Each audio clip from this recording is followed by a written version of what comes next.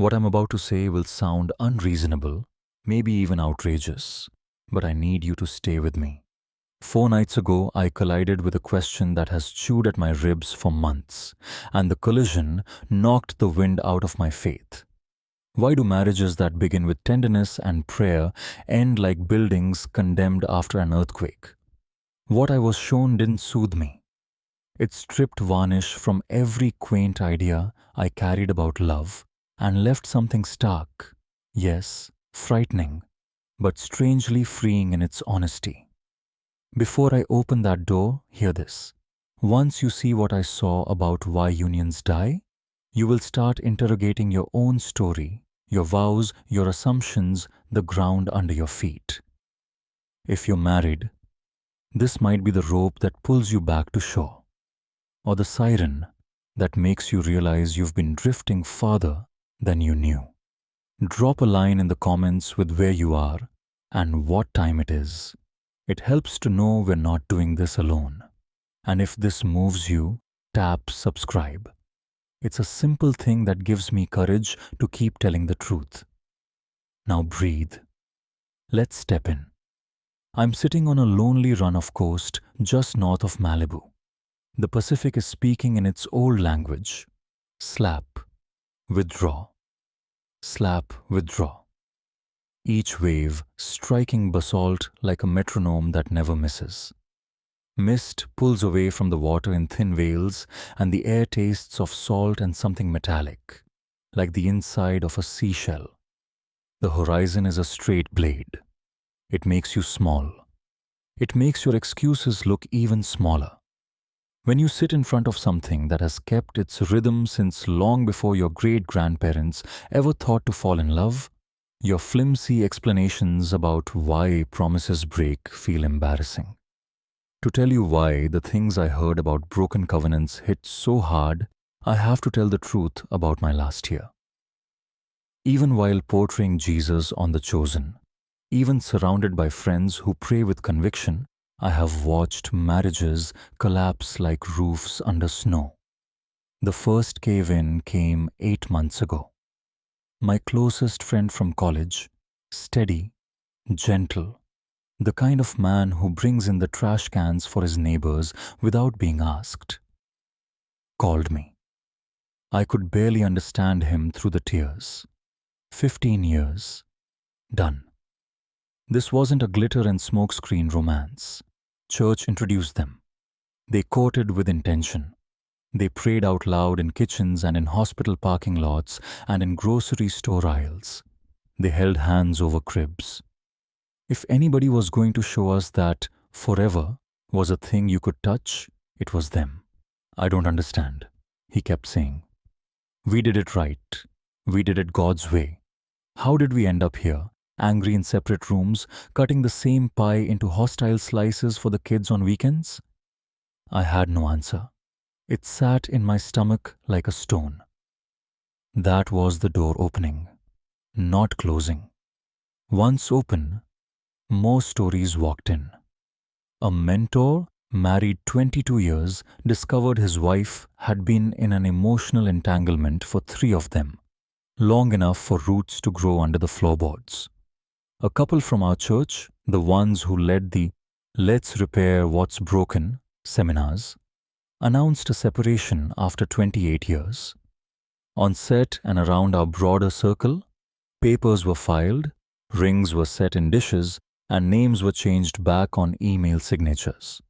It felt like watching a forest in slow drought. Trees still standing, yes, but bark splitting, crowns thinning, the sound of sap pulling back from the ends of branches. The worst part was the sincerity.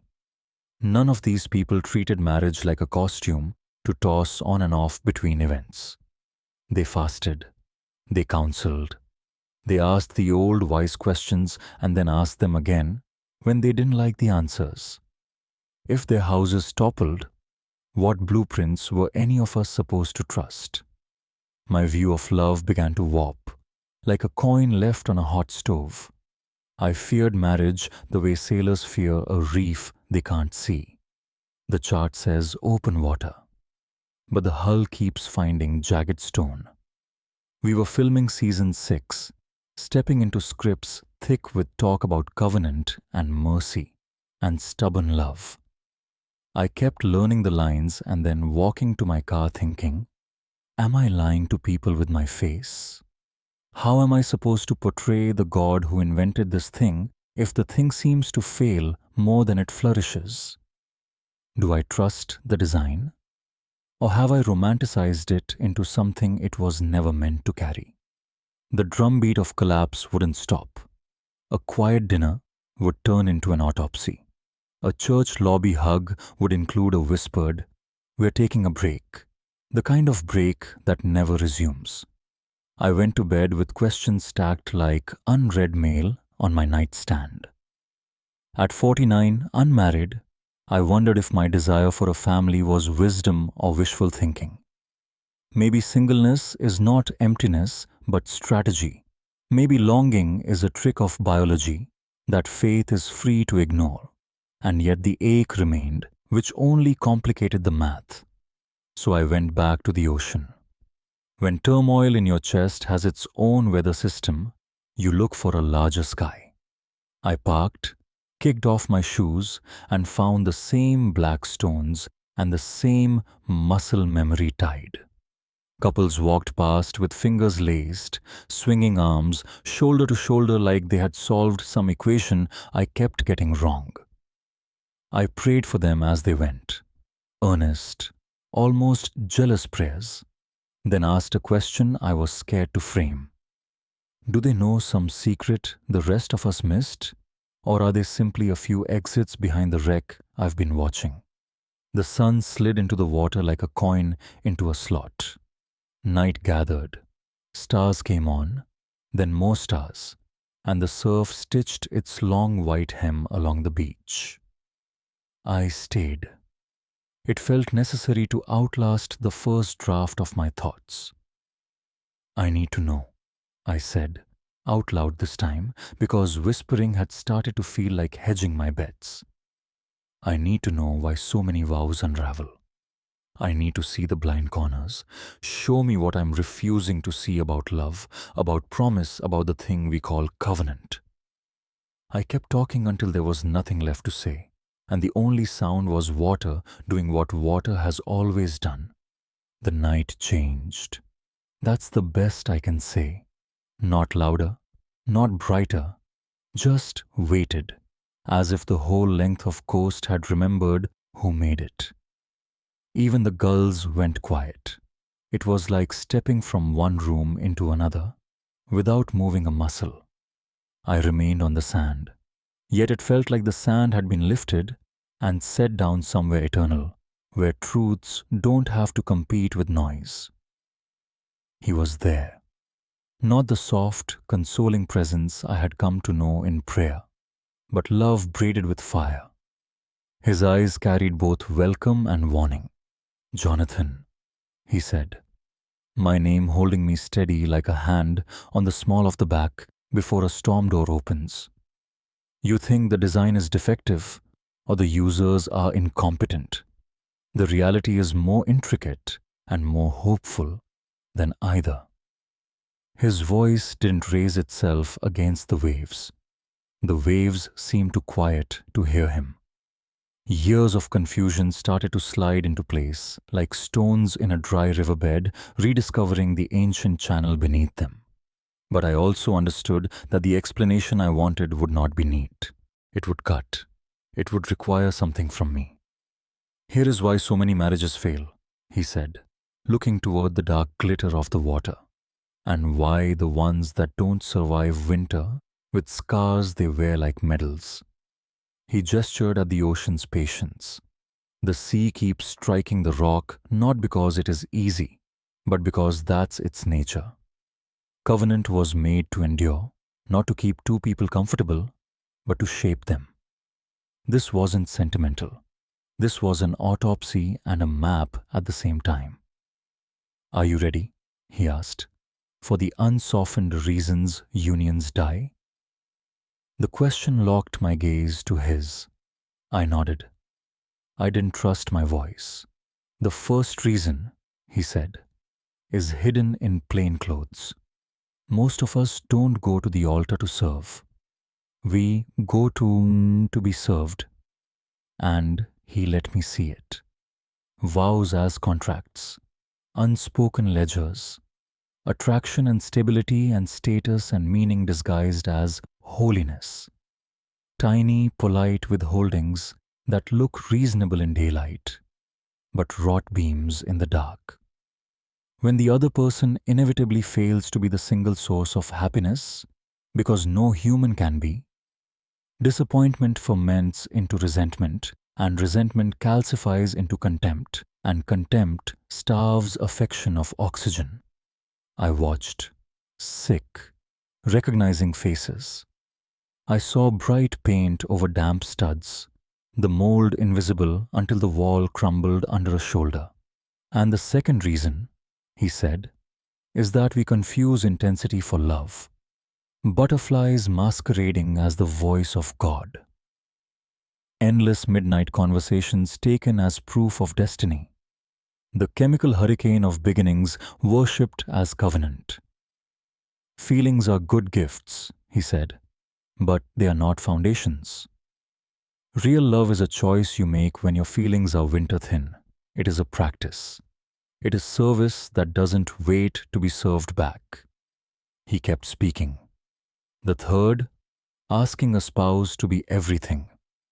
Best friend, therapist, comedian, priest, business partner, co-parent, meaning maker, all of it. No one can bear that weight. The fourth, entering marriage without the maturity to love well. Wounds dressed as personality, control sold as leadership, fear that refuses to be named. The fifth, the idolatry of happiness. Leaving when Tuesdays feel dull and forgiveness feels expensive. The sixth, the refusal to let the single self die. Bank accounts guarded like fortresses, calendars held like weapons, apologies rationed. And the seventh, his voice tightened with grief, is that many give up right before spring. They file in winter, never knowing how close the thaw was. The shore boomed with each wave, as if to underline the words. I felt wrecked, but not hopeless. If there are reasons, there are remedies. If there is a pattern, there is a way to break it. Is there hope? I asked. The question scraped. He didn't answer yet. Dawn at the edge of the water thought about rising. Light felt possible in the way a held breath feels like a promise if you can just hold it a little longer. There was more to say about purpose, about what marriage is actually for, but the night had shifted into a pause that felt like the intake before speech, like the hush in a sanctuary when the door latches. I realized I was standing on the threshold of something that would not only diagnose but prescribe, not only mourn what had failed, but point toward what could live. And then the story that would shatter me fully began to arrive, not as a hammer, but as a key turning slowly in a locked room I'd been afraid to enter. The night stretched on, and I found myself circling the same question like a hawk over empty fields. If love was truly designed by God, why did it collapse so violently in the very homes that had sworn to honor Him? I could no longer keep it in the realm of theory. The faces of my friends haunted me. Men and women who had prayed together, raised their children in faith, and still watched their marriage vows shrivel like parchment in fire. What chance did the rest of us stand if even the most careful builders saw their houses crumble? Last month, the ache sharpened when I opened a letter from a viewer. She and her husband had been watching The Chosen together, drawing close to God in the process, weaving prayer into their evenings, building what she thought was an unshakable bond. Then, within weeks, the truth detonated. He had lived a double life for years. Every prayer, every hand clasped in devotion had been shadowed by deception. Her words bled despair. If God truly designed marriage, why didn't He protect ours? We prayed, we served, we believed. How could someone so devoted to Christ deceive me for so long? What's the point of trusting God's plan if it can shatter so easily? I held the letter, powerless. Her questions pierced me because they echoed my own. Is marriage really a divine design? Or is it an institution humans desperately baptized with holy language, hoping it would bear the weight of our longing? If God joins two souls, why do so many cleave apart under His name? Were we expecting something He never promised? Or worse, had we misunderstood the very core of what marriage was meant to be? These were not idle speculations. They gnawed at me like hunger in the night. At 49, still unmarried, I asked myself if my longing for partnership was wisdom or folly. Maybe singleness was not loneliness, but strategy. Perhaps my desire for covenant was naive, nothing more than a fairy tale stitched by culture and hormones. Yet the yearning remained, stubborn as the tide, refusing to die. 2 weeks ago, when the weight grew unbearable, I returned to the shore. The ocean does not lie. It beats the rocks with the same rhythm it has kept for millennia. Unyielding, faithful, relentless. Standing barefoot on those stones, watching couples wander past, hand in hand, I prayed with an ache that felt like begging. Did they know something the broken marriages had missed? Or were they only a few steps behind the ruin, waiting to claim them? How does anyone stand before God and promise forever when so many forevers dissolve under courthouse lights and signatures? The stars brightened above me, and the night seemed to press its hand upon my chest. I need to know, I whispered, then cried louder. Jesus, show me why so many marriages fail. Show me the blind spots. Show me what we are missing about love and covenant. My words emptied, like pockets turned inside out. I confessed my fear of commitment, my disillusionment, my inability to reconcile a holy design with such human fragility. I stayed until my voice was gone, and all that remained was the ceaseless percussion of the surf. Then the atmosphere shifted. The ordinary sounds, the gulls, the distant traffic, even the restless hiss of the tide, faded until the silence itself seemed alive. It was as though the beach had stepped aside to make room for something weightier. And then He was there. Jesus stood beside me, not in the gentle, consoling form I had once known in prayer, but as a presence braided with love and unflinching truth. His eyes held both mercy and fire. My name fell from His lips with both intimacy and authority, steadying me as if before a storm.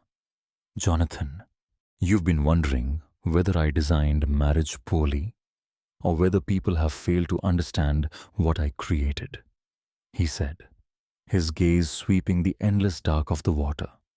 The reality is more intricate and more hopeful than either. His words pierced me, decades of confusion tightening into a single thread about to snap. My heart pounded because I knew whatever He was about to reveal would not be sweet consolation. It would be surgery. Here is why so many marriages fail, He continued, His voice clear as the stars above. It is not because love is false or because my design is broken. It is because people step into covenant without understanding what marriage truly is or what it demands to endure. He gestured to the restless sea. These waves strike the shore again and again, not because it is easy, but because that is their nature. So it is with marriage. It was never meant to keep two people comfortable. It was meant to forge them, to shape them, to transform them through the relentless choice to love when love feels impossible. The gravity of his words pinned me in place. I could already feel the ground shifting under my illusions, preparing to break open. Jesus looked at me with eyes that stripped away every excuse. "Are you ready?" he asked. "To hear the brutal truth about why marriages fail? Because what I'm about to show you will destroy every romantic fantasy you have ever carried. But it will also give you the blueprint for a love that can survive the fiercest storms." The question hung like thunder on the horizon. My throat tightened, but I nodded. I knew I stood on the edge of revelation, one that would either extinguish my last ember of hope or ignite a fire I had never known. His eyes fixed on mine, unflinching, and I felt my chest tighten, as if the whole ocean had leaned in to listen. The air itself seemed to wait. Then he spoke, and his words carried the kind of clarity that doesn't just explain, it convicts. "Jonathan, here is the first brutal truth about why marriages fail," he said. "Most people don't enter covenant to serve. They enter to be served. They are searching for someone who will meet their needs, satisfy their longings, and complete their picture of happiness. Few walk down that aisle with the intent of pouring themselves out in sacrificial love." The statement hit me like a hammer. I thought of friends I had watched unravel. Couples who started with trembling vows but ended with bitterness carved into their faces. Suddenly, I could see the invisible machinery behind their collapse. Jesus extended his hand toward the water, and instantly I began to see more than waves. I saw vows layered with hidden contracts, promises dressed in devotion, but underlined with conditions. "I love you as long as you fulfill me, as long as you keep me safe, as long as you make me happy." The fine print of selfishness was everywhere. "Watch this," he told me, and my spirit opened like a shutter.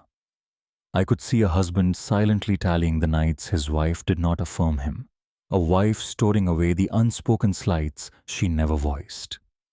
Tiny ledgers of unmet needs grew like mold beneath painted walls. From the outside, it looked holy. They smiled for the church directory photo. They hosted Bible studies in their living room, but behind closed doors, affection shriveled. When one inevitably fails to be the constant source of joy, Jesus said, his voice cutting through the dark, disappointment becomes resentment. Resentment hardens into contempt, and contempt kills love. I shook my head, tears pressing against my eyes because I knew it was true. I had seen that silent progression, the slow drift from laughter to sarcasm, from warmth to ice, from patience to venom. And yet, this was only the beginning. "There is a second reason marriages crumble," he continued. "People confuse intensity with love." He showed me images of couples at the beginning. Eyes lit with infatuation, long conversations spilling past midnight, every brush of a hand charged like lightning. They mistook adrenaline for permanence, butterflies for covenant, chemistry for calling. "This is not love," he said firmly. "This is infatuation, beautiful but fleeting. It is a spark, not a hearth. Love is not what you feel when your heart races. Love is what you choose when your heart falters. It is service that keeps giving when it receives nothing back." My mind flashed to vows spoken under chandeliers, couples drunk on each other's nearness, convinced that the rush would never fade. But I could see what he was showing me. 2 years later, they would wake up to dishes in the sink, bills on the counter, and hearts still waiting for the fireworks that had already burned out. And because they mistook the high for the whole, they walked away, declaring they had fallen out of love, never realizing they had never actually learned what love is. The third truth, Jesus said, his voice heavy with sorrow, is that people expect their spouse to be everything. He showed me husbands bending under the crushing expectation to be provider, protector, best friend, therapist, and spiritual guide all at once. He showed me wives drowning beneath the demand to be lover, mother, entertainer, counselor, homemaker, constant source of affirmation and joy. No human can bear that weight, he said. When you place every need on one person, the very bond you wish to protect collapses beneath the strain. I saw careers sacrificed, friendships abandoned, personal callings shelved, all in the name of trying to be enough for someone who was never meant to find all in one place. The bitterness that grew in those homes was not from lack of love, but from asking love to be God, when only God could be God. Then his voice grew more solemn still. The fourth reason marriages die is that many enter them without the maturity to love well. He opened my sight, and I glimpsed the hidden wounds people carry into their vows. Fear of abandonment, pride disguised as strength, insecurities veiled as charm. I saw a man still ruled by his childhood need to control. I saw a woman carrying the ache of a father's rejection, demanding her husband heal wounds no human could. You cannot give what you do not have, Jesus said, his words ringing with both mercy and warning. If you have not learned self-respect, if your worth is not anchored in me, if old wounds still bleed, you will bleed on the one you claim to love. I wanted to look away, but he did not let me. The vision moved from couple to couple, each one breaking not from betrayal, but from fractures that had never healed before they said, I do. Then came a truth that stung sharper than the salt air. The fifth reason, he said, is that people value their happiness more than their covenant. They mistake marriage for a vehicle of comfort, and when it becomes hard, they leave. I saw men walking away, not because of abuse or infidelity, but because joy had dulled. I saw women filing papers because conversation felt heavy. Laughter grew scarce. Tuesday nights felt empty. But happiness was never the purpose of marriage, he said with conviction. The purpose is growth. Covenant is a furnace where selfishness is burned away, where patience is hammered into place, where two people are shaped into who I created them to be. But your culture worships happiness, so when the fire grows hot, they flee, never realizing the fire was the very evidence that it was working. I covered my face. Every image he showed me landed like a blow. My chest ached with the weight of it, yet part of me also felt relief, as though fog was lifting from a coastline I had never clearly seen. Then there is the sixth truth, he said, and his words cut even deeper. Most marriages fail because the single self refuses to die. You cannot cling to your independence, your guarded preferences, your private bank accounts, your unyielding routines, and still expect to become one. Unity requires surrender, and surrender terrifies those who believe personal happiness is the highest good. I saw couples guarding calendars like weapons, rationing apologies like gold, demanding freedom while begging for connection. They wanted intimacy without sacrifice, oneness without surrender. And so they warred in the very home they built to be a sanctuary. Finally, his voice carried a sorrow that felt like mourning. And the seventh truth, the most tragic of all, many give up just before the breakthrough. He let me see couples standing at the very edge of transformation, one more vulnerable conversation, one more counseling session, one more season of endurance, and yet they quit. They filed for divorce when spring was inches away. Every marriage has winters, Jesus said, his voice heavy with grief. But those who endure see resurrection. The ones who make it are not those who never struggle. They are the ones who allow struggle to make them new. By the time he finished, I was trembling. The waves struck the rocks with steady rhythm as though underlining his every word. I felt exposed, gutted by the weight of what he had revealed, yet strangely steadied by the clarity of it all. For the first time, failure did not feel like a mysterious curse.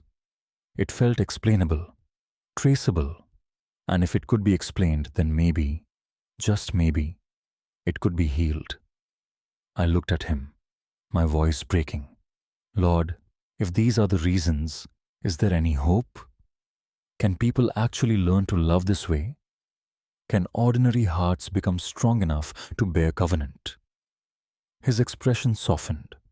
For the first time since the night began, I saw gentleness return to his eyes. Jonathan, he said, his voice both tender and firm, that is the right question. And the answer will change everything. The air between us shifted as though the shoreline itself leaned closer, bracing for the weight of what he was about to reveal. I could feel it, the transition from diagnosis into cure, from raw wounds into the possibility of healing.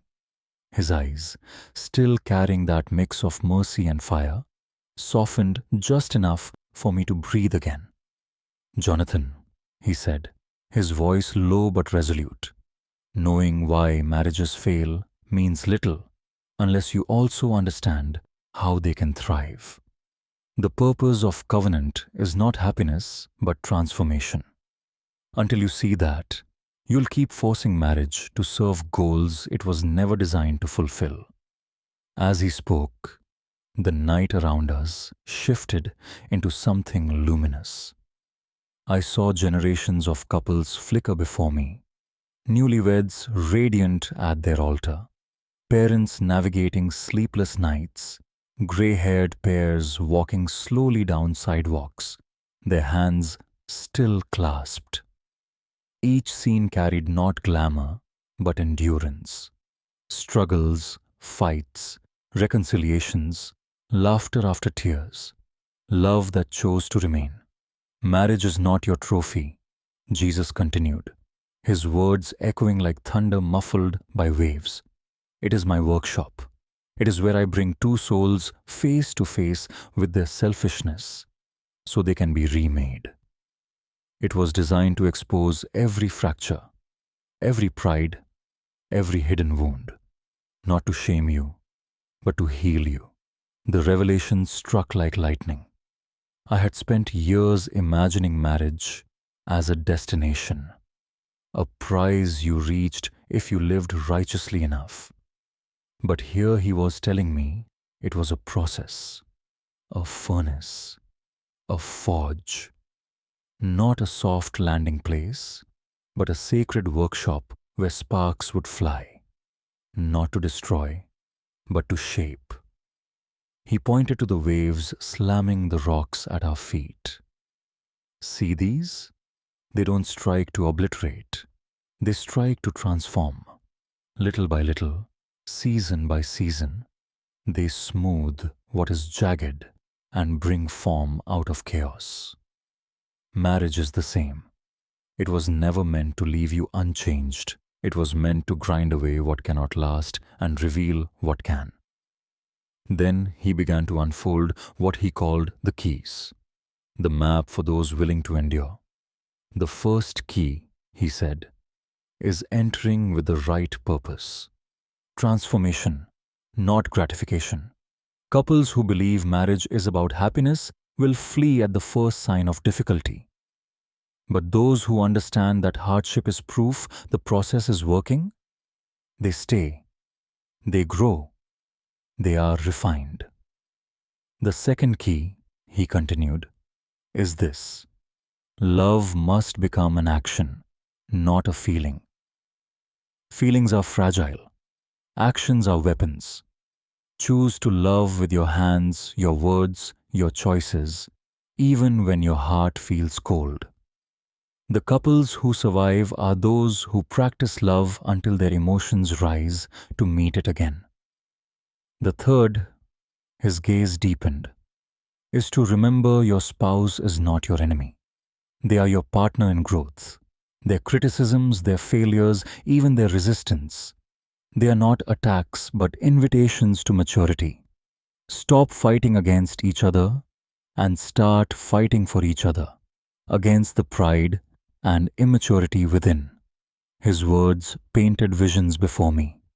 I saw husbands and wives who shifted from bitterness to compassion, choosing to see flaws not as personal betrayals but as opportunities to serve.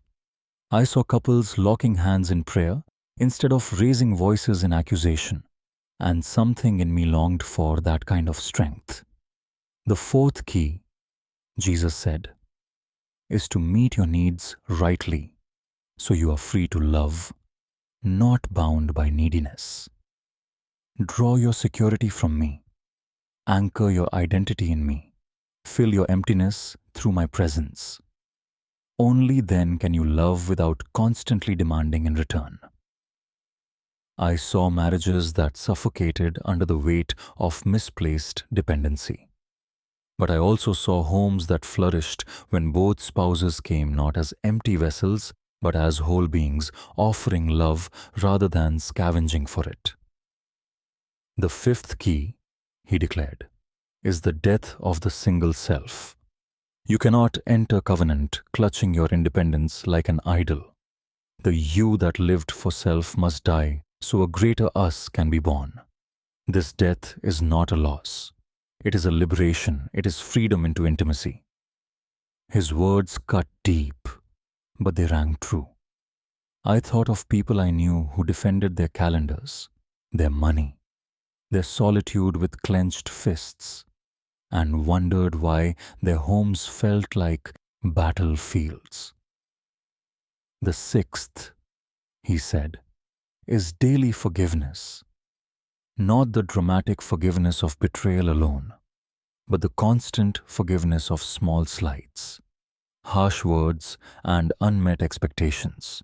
Resentment is love's poison. Forgiveness is its medicine. As he spoke, I saw couples choosing quick apologies over silent wars, laughter over scorekeeping, gratitude over neglect. Tiny habits, yet each one laying brick upon brick for a house that could withstand storms. And the seventh, his voice rose, carrying both command and hope, is that both must commit not only to the marriage but to their own growth. When both grow, marriage becomes a dance. When only one grows, it becomes a burden.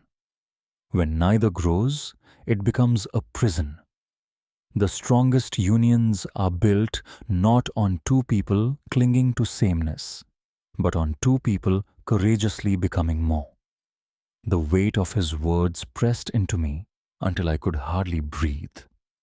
But with that weight came awe, because now, for the first time, marriage did not feel like a gamble. It felt like a path, brutal but navigable, costly but possible. I managed to whisper, but what about those already on the edge? What about marriages already gasping, already breaking apart? His face softened, carrying the tenderness of a physician bending over the wounded.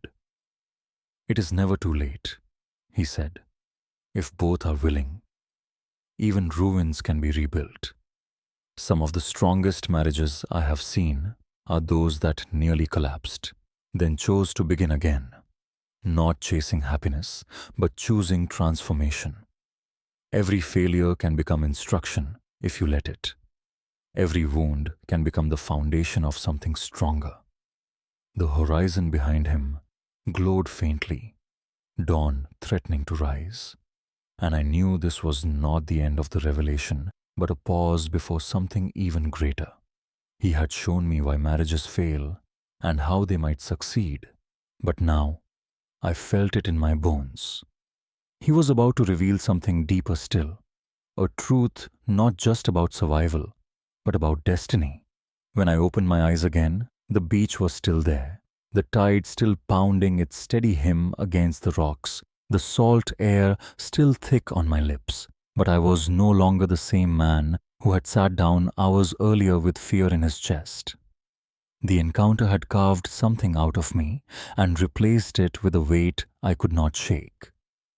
The knowledge that love is not fragile fantasy, but a sacred fire that demands everything and gives more in return. Over the days that followed, I carried what Jesus had revealed like embers in my hands. I spoke with friends who were unraveling, couples whose vows had thinned into accusations, people who whispered about giving up. Instead of offering cliches or hollow encouragement, I told them what I had been shown. I described how marriage was never built to deliver constant happiness, but to forge holiness. I explained that conflict was not the sign of failure, but the very tool of growth. And I watched as the truth unsettled them at first, then began to soften their hardened faces. One couple, 12 years into a marriage on the brink of divorce, sat across from me at a small cafe. Their eyes were tired, their voices brittle from months of shouting and silence.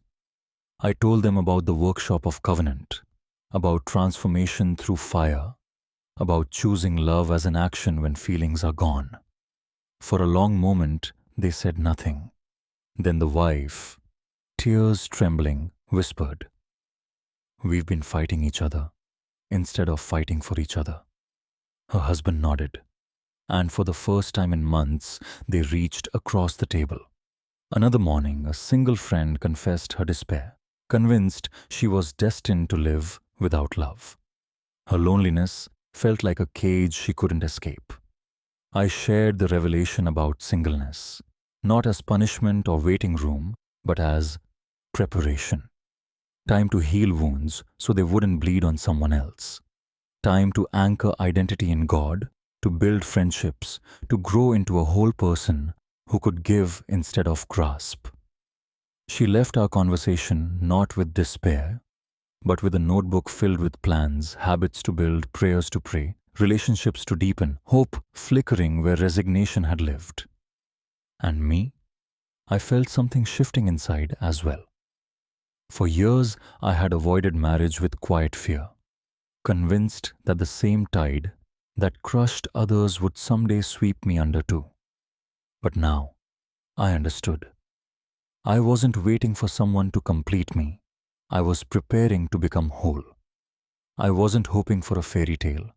I was bracing for a furnace that could refine me into the man I was meant to be. The fear had melted into something steadier, a willingness to embrace covenant not as a gamble, but as obedience. The truth about why marriages fail had torn through me like a storm, but it had left behind clarity. And clarity is a kind of peace. Marriages do not crumble because love isn't real. They crumble because people misunderstand love, demand comfort instead of growth, cling to self instead of surrender, quit just before the spring. But those who endure, those who choose daily forgiveness, those who practice love when love feels heavy, those are the ones who discover a bond that is stronger than storms.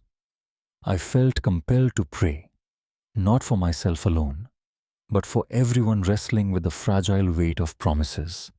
My words rose into the salt-thick air. Father, thank you for lifting the veil. Thank you for showing us that marriage is not a dream to chase, but a discipline to practice. For every couple ready to give up, remind them that winter does not last forever. For every spouse carrying resentment like a chain, teach them forgiveness in small daily ways. For those who are single and weary, turn their loneliness into preparation, their longing into strength. Break the patterns of selfishness. Heal the wounds carried from childhood into covenant. Teach us to choose transformation over escape, growth over comfort, service over self. The prayer ended, but the weight remained, a holy burden, an invitation to live differently. I realized then that this message wasn't mine to keep. It was for anyone standing at the edge of surrender, anyone waiting for a love that lasts, anyone bold enough to trade fantasy for truth. So I offer it to you. If you are married, ask yourself, are you treating your spouse as a rival or a partner in growth? If you are single, ask, am I using this season to become whole? Or am I simply waiting for someone to fix me? And to everyone who has listened this far, don't let this be a story you forget when the video ends. Let it be the start of a new way of seeing love. Because marriage doesn't fail when love isn't real. It fails when people refuse to learn what real love requires. And real love, sacrificial, steady, refining, relentless, is possible. Not the fairy tale, something far better. It is the kind of love that makes you holy. The kind of love that proves storms can't destroy what God has joined. The kind of love that turns two imperfect people into something stronger than either could be alone. And if you dare to live it, it will be the kind of love that lasts.